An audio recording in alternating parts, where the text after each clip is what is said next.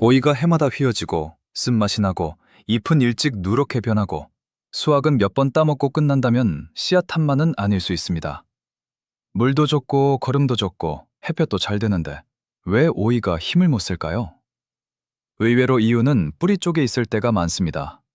위에서는 햇볕이 따뜻해 보여도 땅속은 아직 차갑고 딱딱할 수 있습니다. 특히 한국의 봄은 낮에는 덥다가도 밤에는 기온이 뚝 떨어지는 날이 많습니다. 중부지방이나 산 가까운 텃밭은 5월에도 밤 기온이 생각보다 낮습니다. 오이는 이런 차가운 흙을 정말 싫어합니다. 오이는 잎보다 뿌리가 먼저 펴내야 잘 큽니다. 뿌리가 차가운 흙 속에서 굳어 있으면 물도 제대로 못 빨아들이고 영양분도 잘 못 먹습니다. 그러면 줄기는 더디게 자라고 잎은 연해지고 꽃은 피어도 열매가 잘 붙지 않습니다. 붙은 열매도 노랗게 떨어지거나 휘어진 오이, 쓴 오이로 나오는 경우가 많습니다. 저도 예전에는 그랬습니다. 좋다는 오이 씨앗을 사고 물도 챙겨주고 웃거름도 주고 흙도 풀어줬습니다. 그런데 결과는 늘 아쉬웠습니다. 줄기는 힘없이 자라고 잎은 금방 노래지고 작은 오이는 중간에 떨어졌습니다. 겨우 열린 오이도 모양이 고르지 않고 쓴맛이 있었습니다. 그러다가 한 가지 방법을 해봤습니다. 오이심을 자리 아래쪽에 싱싱한 풀을 깔아주는 것입니다. 위에 덮는 멀층이 아니라 땅 속에 먼저 풀층을 만들어주는 방식입니다. 저는 이걸 오이 뿌리 밑에 까는 초록 쿠션이라고 부릅니다. 그 해에는 일부러 두 군데를 나눠서 심어봤습니다.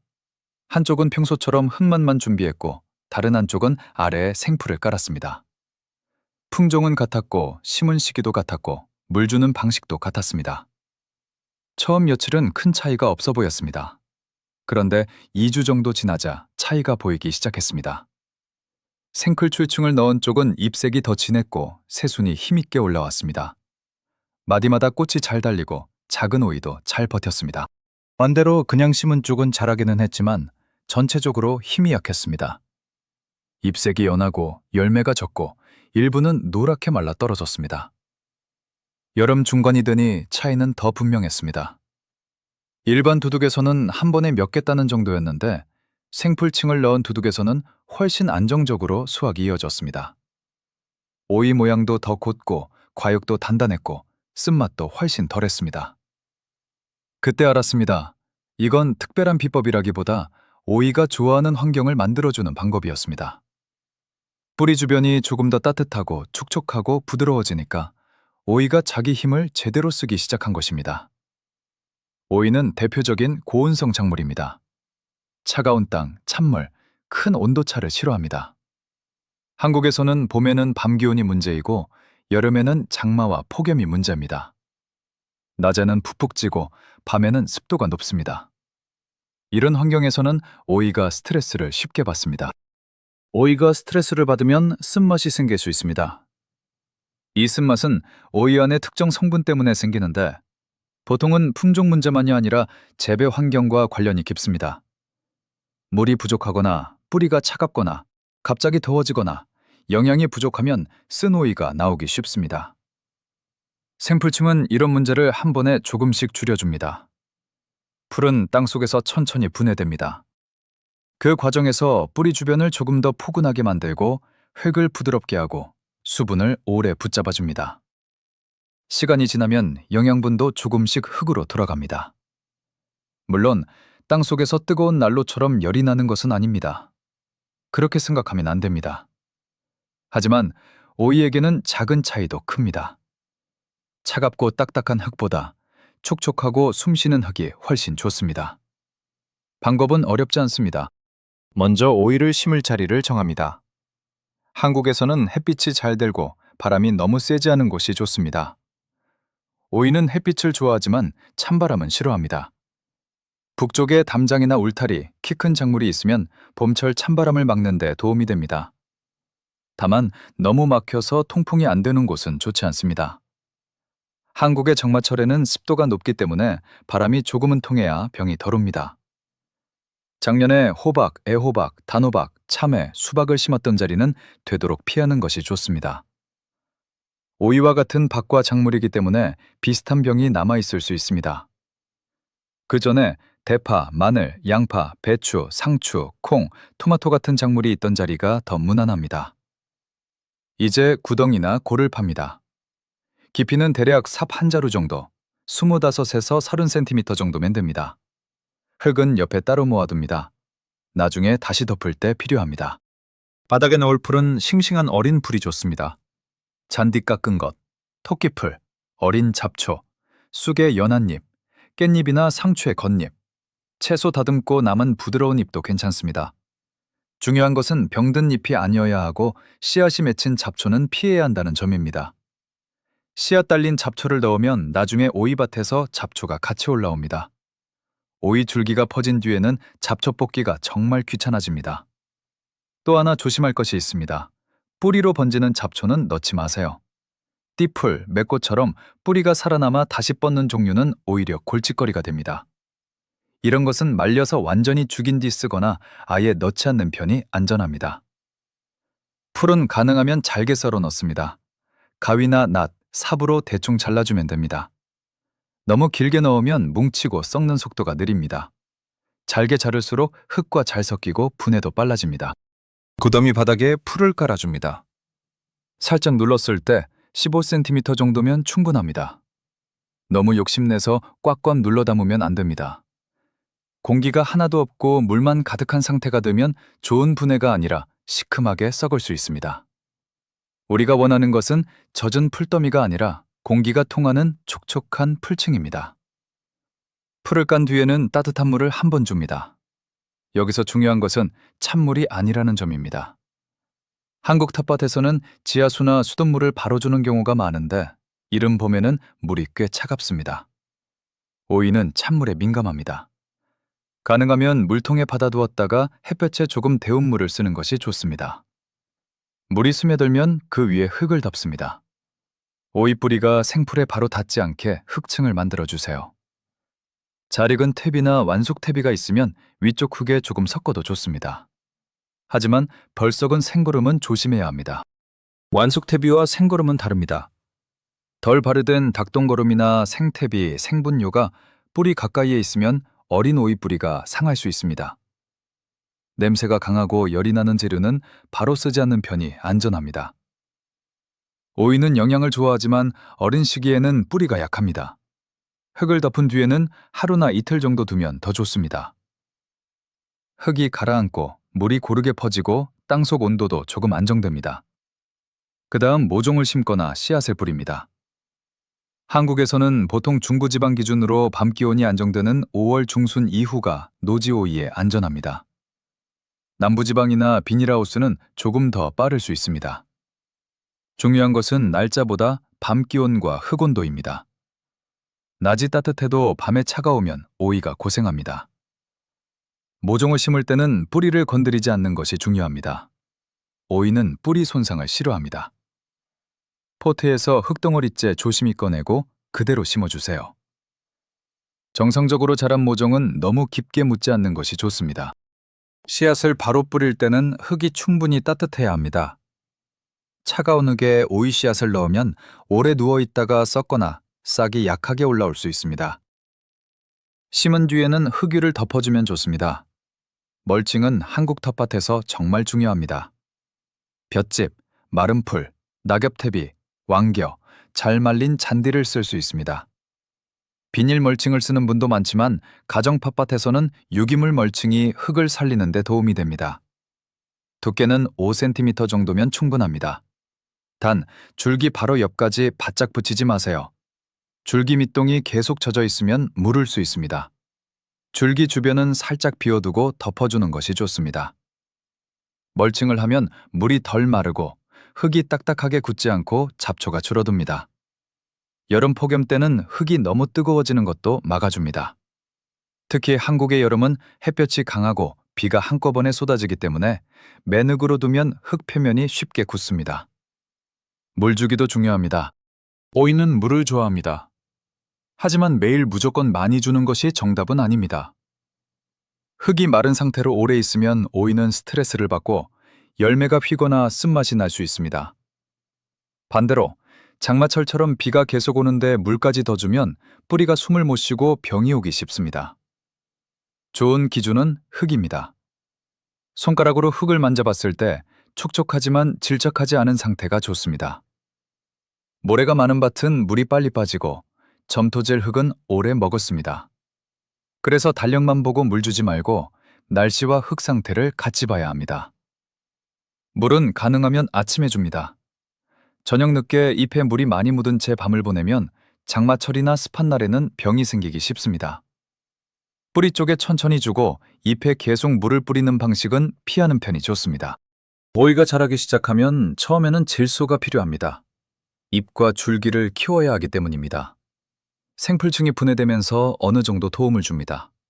하지만 꽃이 많이 피고 열매가 달리기 시작하면 칼륨과 인산도 필요합니다. 칼륨이 부족하면 열매가 잘 차지 않고 오이 끝이 이상하게 휘거나 모양이 고르지 않을 수 있습니다. 하지만 휘어진 오이가 모두 칼륨 부족 때문은 아닙니다.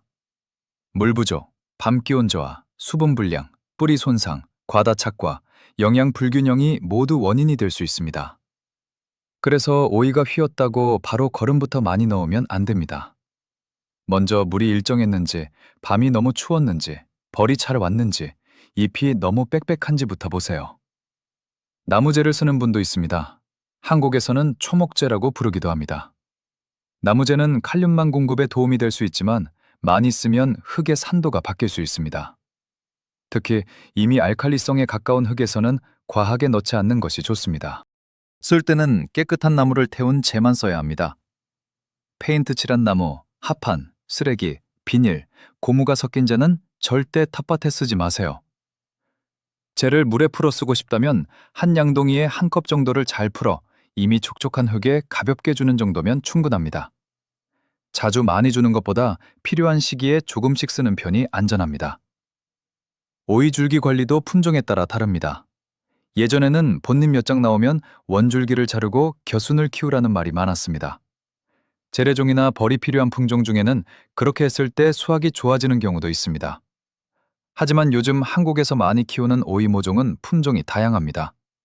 특히 하우스용이나 베란다용으로 나오는 단위 결과성 오이는 벌 없이도 열매가 달립니다.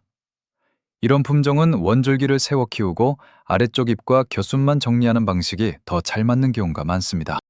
그러니 무조건 몇 센티미터에서 자른다는 식으로 기억하지 마세요. 가장 좋은 방법은 모종 이름이나 씨앗 봉투의 설명을 보는 것입니다. 노지에서 땅에 퍼지게 키우는 경우라면 너무 복잡하게 생각하지 않아도 됩니다. 다만 줄기가 너무 엉키고 잎이 빽빽하면 통품이 안 됩니다. 장마철에는 이것이 병의 시작이 됩니다. 오래된 잎, 땅에다 누렇게 된 잎은 조금씩 정리해주는 것이 좋습니다.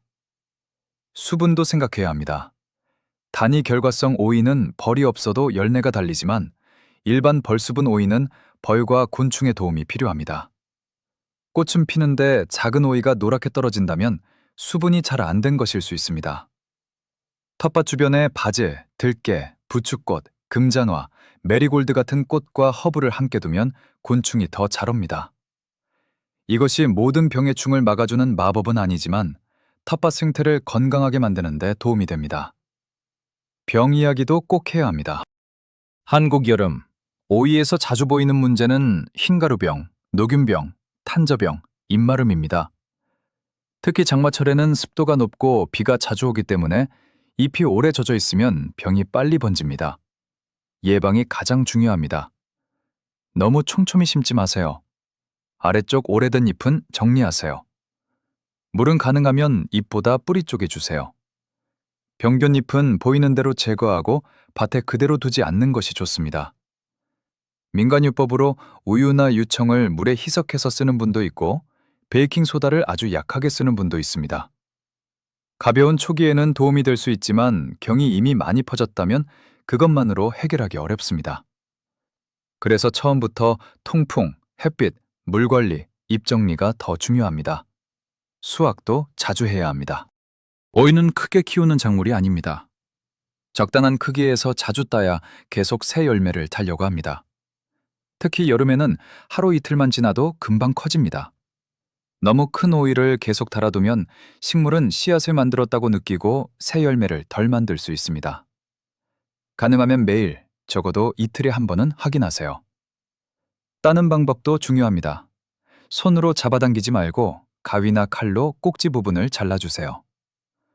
오이는 뿌리가 얕고 줄기도 약해서 잡아당기면 식물 전체가 흔들릴 수 있습니다. 여름 끝자락 관리도 중요합니다. 한국에서는 8월 말부터 지역에 따라 밤 공기가 달라집니다.